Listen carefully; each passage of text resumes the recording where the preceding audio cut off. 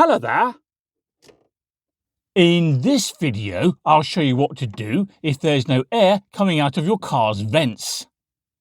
Specifically, we'll check for 5 different faults, which is far easier than it sounds.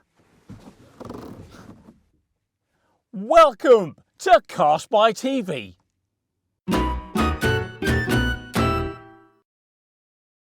Right. We're filming this video in this Nissan Micra, but the checks are not specific to it. They apply broadly to modern vehicles. Check 1, if there's no air coming out of the car's vents, is the blower motor fuse. We need to know whether it's blown. Generally, you can find a car's blower motor fuse via the owner's manual or by looking online. This car, for example, has a fuse box by the steering wheel. The one we need is top left and it's a yellow 20 amp. Next, remove the fuse from the box as we've done here, then inspect the metal within it. If that metal is broken, meaning if it doesn't run continuously from left to right, the fuse has blown and you need a new one.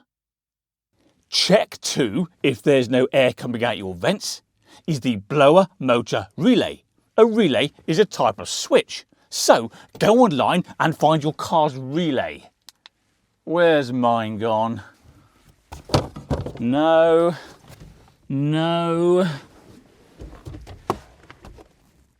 Found it. There it is. And in my car's case, the blower motor relay is close to the fuse we checked earlier. The easiest way to test the blower motor relay is to replace it with one from elsewhere on the car that's identical and see what happens. You can tell whether 2 relays are identical via the part numbers. And naturally, when pinching a relay from elsewhere on the car, it's sensible to take one from one of the less critical systems. I, for example, would rather temporarily disable the front fog lights than the ignition.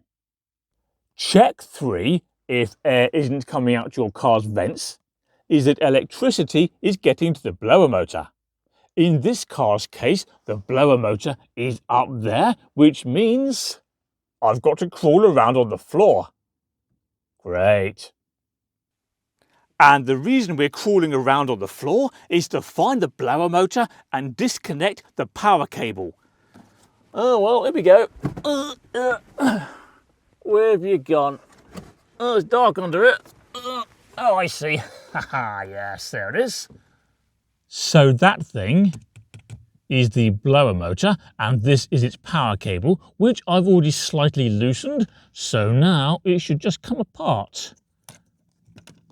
Which it has.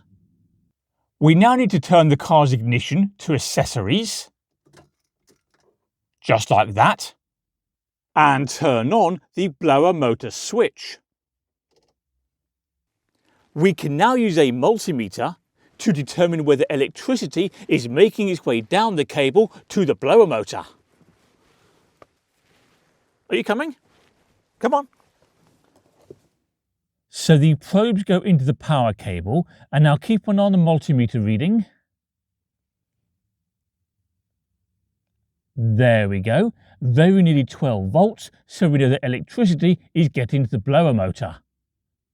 By the way, as we've confirmed via the multimeter that power is getting to the blower motor, we've also proved that this switch works. That's check 4.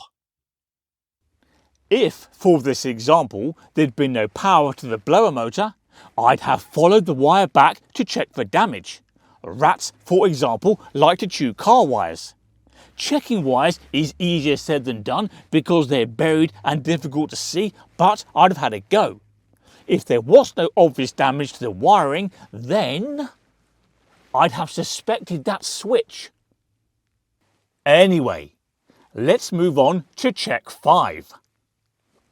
For this check, we're going to grab a 12-volt battery. This one happens to be a car jump starter. Then apply power via these cables directly to the blower motor and see if it starts spinning. These cables are nothing fancy, by the way. They're just some multimeter test leads that I soldered. Hang on.